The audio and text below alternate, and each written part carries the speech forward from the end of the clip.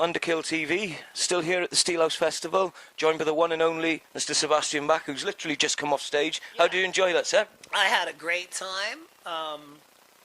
We just did something like... Thank you, dude. Start again? No, it's perfect.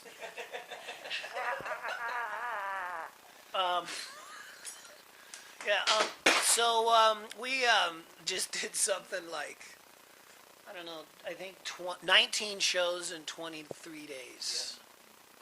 Yeah. And it's really physically, it's just so physically challenging. Yeah. Because like last night, where the hell I can't even remember where we played.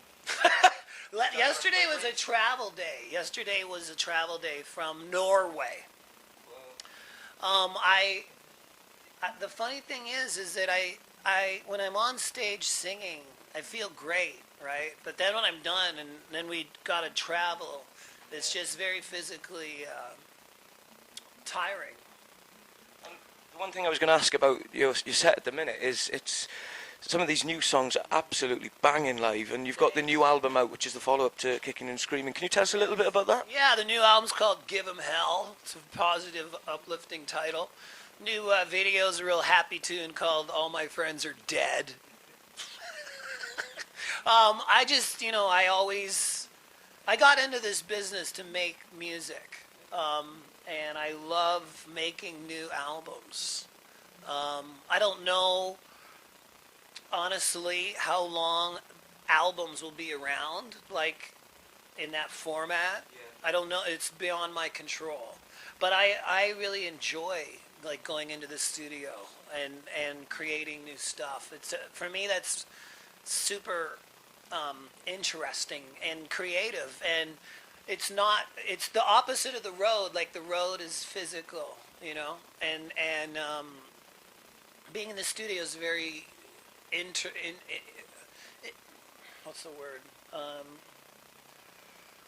You go inside yourself and you try to create sounds that you hear in your head, and it's an amazing thing to go in there with nothing and then come out with a new record like Give 'Em Hell, and I put it on in my headphones and it blows me away, and I consider myself very lucky to be able to do that. Vibe, obviously, when you were recording that record, there was a very positive vibe, because I think the album, when you listen to it from start to finish, it's just like, fuck yeah, straight into it. We've invented these devices, these smartphones, where we can have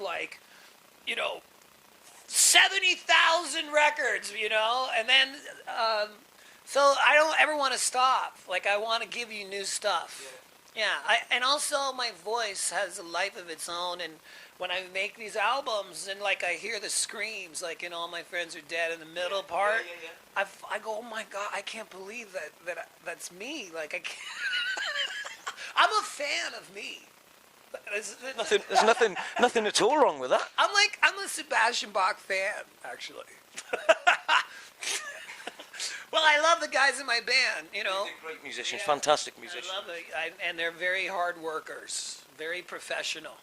And the other thing I was going to ask, obviously, like you said, about the way the music industry's going with, gone digital. Are you still, I know obviously you're a massive Kiss fan, you like to collect stuff. Are you still... What are you talking about? No. I don't know what you mean. What? What band? What? Oh, right. Are you still a fan of going out and buying, the limited edition sort of vinyl or things like that with bands? Do you still get that sort of same buzz as you did maybe all them years ago?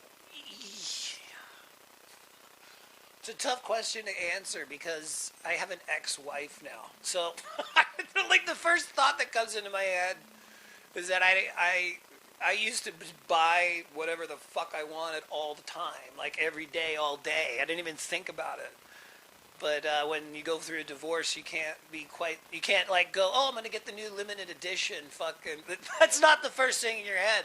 But I enjoy it. Yeah. Don't get me wrong. It's just that I usually am too honest in these interviews. Like, when you say, are you going to get the new limited edition? I go, I got to write this fucking check, actually. But yes, I want it. Yeah. That would be great. Yeah. What is the plans for your band? I'm sorry, I always say too much all the time. Awesome. It's awesome. It's nice to hear. Some of the I wanted the Aussie one that came out a couple years ago, where it was like a Randy Rhoads, like the. Yeah. I never even saw that. I saw an ad for it. The new Kiss vinyl road case or whatever the hell it is. I would love that. Hey, maybe my fans will buy me one or something. Yeah, if you want to find out Seb's wish list, just go log into Underkill TV and I'll put a wish list up there. we'll have the wish list up shortly. Yeah, that's funny. And what's the plans for you for the rest of the year, obviously? Well, we just completed the European Tour of Hell, 2014, and it was a great tour. Very, very, very, lots of gigs in a row, which is weird because my voice likes that. I don't know what the deal is, but like tonight when we did American Metalhead, I was like, wow, and it was just crazy, and I was like, I don't know how it doesn't go away. Like it gets stronger the more, and sometimes I can't like talk, but I can sing, which makes no sense at all. Like at all. Like when I do, I remember you or in a darkened room or 18 in life. That's very strange. And thank you, whoever gave me that. Or thank you. I noticed. Someone, some direction. Not one direction. No, definitely. But I noticed you dedicated that to DIMEBAG as well. I was just going to ask, what's your most fondest memory of DIMEBAG? Obviously, it's the 10th anniversary this year. Well, the very fondest one I can't tell really because I've told it, but it's very emotional. But one that I haven't maybe told, but okay, true friends are there when you need them, right? And when I lost my home in a hurricane and got divorced at the same time, I had to start my whole life over again. And Rita, Dimebag's lady, said, Sebastian, you can come live at my house. I was like, what? Like, think of how heavy that is. So she put me up in the guest room, and I was surrounded by all Dimebag's guitars and platinum records and memorabilia, Pantera, and I could fall asleep looking at that every night. So he was no longer with us, but that's what true friends do. Like that's something, you talk about a memory. How can, I mean, that's a real heavy memory. Yeah. And I'm sorry, Rita, for spilling red wine all over your white sheets. She's like, I had to throw them out. I'm sorry. I don't drink. Okay, so here. Water. Thank you. And one other thing I was going to ask, obviously, I've always wanted to ask about your tattoo of Angel Down artwork. Yeah. You show the viewers that one? This one. Right there. Obviously, you were telling me before we started, your father drew that, and he obviously done Slave to the Grind as well, the artwork for Yes. that. Yeah. My dad, David Burke, painted this, not on my arm, but on the album cover. He did Slave to the Grind, and he did some imagery in Give Him Hell as well. Right. If you open it up, there's this demon guy, like on the inside. That's one of my dad's paintings. Yeah. Wow. That's wild, huh? You can feel, it looks, he has his own style. It just, I know it's obviously because you associate that artwork, but I couldn't sort of imagine any other artwork for Angel Down. Really? Yeah. You like art, don't you? I do, yeah. I can tell. That's me too. I know it looks amazing. It's a beautiful image. And I don't always say I have to use my dad's art because it's quite emotional for me to look at. Yeah.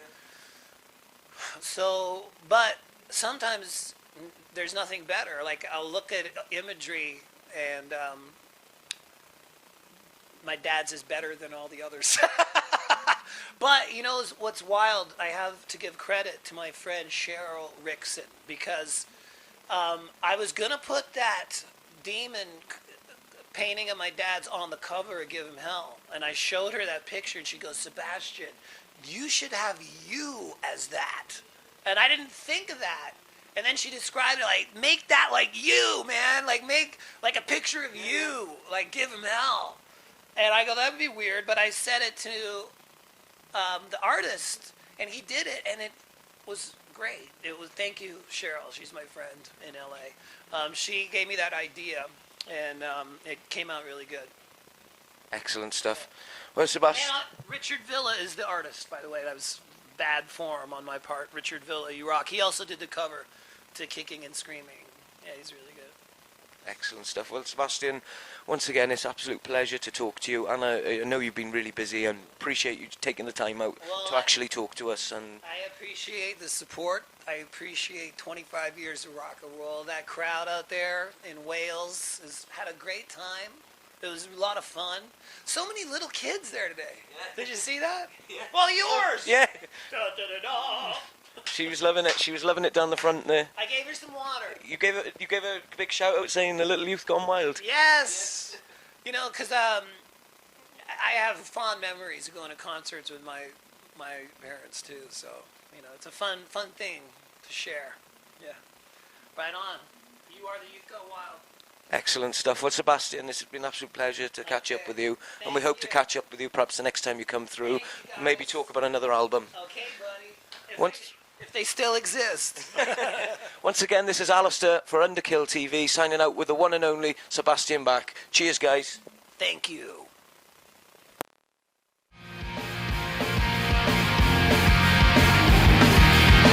Sometimes it means so much that all you want's for the rain to wash it away. I'm gonna